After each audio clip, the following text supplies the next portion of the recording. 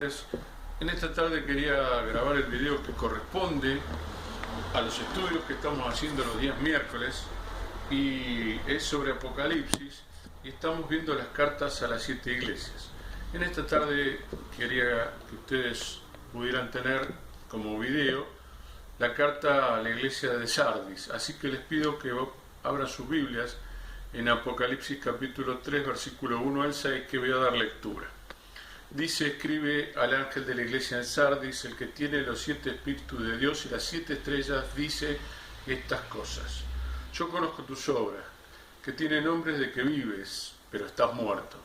Sé vigilante y refuerza las cosas que quedan y están a punto de morir, porque no he hallado que tus obras hayan sido acabadas delante de Dios. Acuérdate, pues, de lo que has recibido y oído. Guárdalo y arrepiéntete. Si no eres vigilante, vendré como ladrón. Nunca sabrás a qué hora vendré a ti. Sin embargo, tienes unas pocas personas en Sardis que no han manchado sus vestidos y que andarán conmigo en vestiduras blancas porque son dignas. De esta manera, el que venza será vestido con vestidura blanca, y nunca borraré su nombre del libro de la vida, y confesaré su nombre delante de mi Padre y delante de sus ángeles. El que tiene oído, oiga lo que el Espíritu dice a las iglesias. Te quiero dar algunos pantallazos o informaciones acerca de este texto, pero empezando por la ciudad. La ciudad, tenemos que hablar en primer lugar, que era una ciudad que tenía una larga vida y rica historia, había sido capital del antiguo reino de Lidia. Su época de esplendor la podemos ubicar aproximadamente 600 años antes de Cristo. Sin embargo, en este periodo romano, la ciudad estaba en decadencia, lo que impedía que sus habitantes se siguieran sintiendo orgullosos por lo que habían logrado en el pasado. En segundo lugar, se trataba de una ciudad que tenía acceso a muchos caminos, ya que estaba puesta en un cruce y tenía vinculaciones con distintas ciudades principales romanas. Por último, tenemos que decir que era un centro de adoración de la diosa Cibeles, que era una diosa referida al culto de los misterios, por lo que la ciudad llevaba una vida lujuriosa y era muy común en la misma. La iglesia, características de la iglesia. No se sabe cómo llegó la iglesia a fundarse en ese lugar, cómo el cristianismo llegó a ese lugar. Lo importante es que el apóstol le escribe a una iglesia que se estaba contagiando por el medio ambiente en el que se encontraba. ¿Cuál es su mensaje? Si nosotros nos fijamos, el mensaje tiene una identificación. El capítulo 1, la primera parte, dice que Jesús se presenta a sí mismo como el que tiene los 7 espíritus de Dios y las 7 estrellas. Recuerden que el número 7 es un número simbólico, es decir, se presenta en primer lugar como identificado con el Espíritu Santo. Es de notar, obviamente, que no se puede separar la obra de Jesucristo con la obra del Espíritu Santo. Y esta referencia la podemos tener en Juan 15:26 y Juan 16:13. En segundo lugar, se presenta como que tiene las 7 estrellas, que, como ya sabemos y hemos visto en la introducción, se refiere o representa a las iglesias. Jesús se revela como el dueño, el responsable, fundador de la iglesia, y esto es interesante porque la iglesia tenía un pasado glorioso y sus iniciadores creían que eran los dueños de la iglesia. ¿Qué virtudes tenía esta iglesia? Versículo 4, la primera parte. A diferencia de otras cartas que se hace una alusión y se alaba a las virtudes de esta iglesia sigue inmediatamente la identificación de que está en un error. Y el error es que es una ciudad lujuriosa, inmoral, y hay conductas dentro de algunos que habían resistido esta conducta, que no han manchado sus vestidos, es el autor, pero algunos aparentemente habían estado coqueteando, adorando a los dioses paganos y no estaba bien. ¿Cuál es el desafío? El desafío que se plantea a la iglesia es el versículo 1 B, la segunda parte.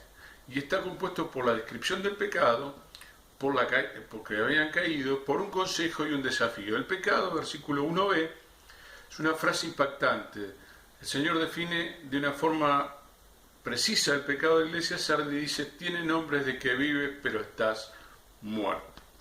¿Qué significa esto? En primer lugar, se reconoce que tiene la apariencia de vida, es decir, la iglesia podía tener una serie de actividades muy interesantes, un muy buen programa, pero sin embargo esto no garantizaba que estuviera viva espiritualmente. Es decir, su pecado está relacionado con lo que te dije anteriormente, con la falta de espiritualidad.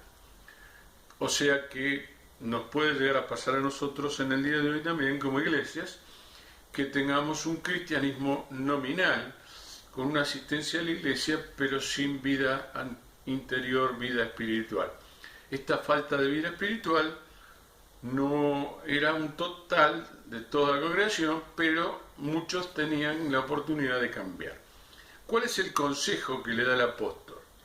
Es en realidad un llamado a cambiar radicalmente de actitud, y el consejo implica tener en primer lugar un reconocimiento de la situación. Por eso dice el texto: sé vigilante. Y en segundo lugar se llama inmediatamente a tomar medidas. Dice: refuerza las cosas. Se aconseja o se le aconseja a no dejar las cosas a medio camino. Es decir, no he hallado que tus obras hayan sido acabadas. Es probable que la iglesia en Sardis tenía muy buenas intenciones, pero nunca las concretaba. Tengamos cuidado, porque muchas veces podemos tener muy buenas intenciones y no concretarlas. Entonces, el consejo es a ser perseverantes, a tener continuidad, y este ha sido uno de los problemas muchas veces de nuestras vidas espirituales, la falta de continuidad. El desafío, versículo 3, que implica el consejo. Se hace a la iglesia que recuerde que ha recibido la fe, que retome los primeros pasos, y que las consecuencias son que hay desobediencia, implicaría una visitación de Dios en un juicio y castigo. La expresión es: vendré pronto a ti. Tenemos que aclarar algo. La ciudad de Sardis había sido edificada para resistir ataques. Aunque estaba de una manera que se pudiera ver a los que atacaban, sin embargo, los que vigilaban muchas veces como defensores no habían estado atentos, teniendo la posibilidad de defenderla, se habían confiado y la ciudad había sido destruida. Entendamos que las ciudades no son como las que nosotros conocemos en el día de hoy, sino que lo que nosotros conocemos como ciudad tenía fuera de ese sitio una muralla que cubría la ciudad con una puerta de entrada donde había torres de vigilancia. Y aparentemente ellos habían dejado que la ciudad fuera destruida por invasiones enemigas. Cuando el Señor le dice, a través del apóstol Juan: vendré como ladrón y nunca más sabré a qué hora vendré por ti, les está recordando la situación que ellos ya habían vivido cuando fueron invadidos porque se distrajeron y no fueron vigilantes. Y esto también tiene que ver con el sentido espiritual, para no dejar de lado la vida espiritual, no dejarla de lado para que Dios no traiga un castigo sobre sus vidas. ¿Cuál es la promesa? Se da en los versículos 4, la segunda parte, hasta el versículo 6. A los cristianos que obedecen, en ese lugar se les promete que andarán con el Señor, es decir, tendrán la presencia de Jesucristo a su lado. Y en segundo lugar se habla de vestiduras blancas. Tenemos que notar que la ciudad tenía un comercio también de ropa de colores, porque ellos se les habla de vestidos blancos limpios. Significaba que los cristianos se iban a distinguir, que estaban fuera de lo común de las ropas de colores que usaban la mayoría.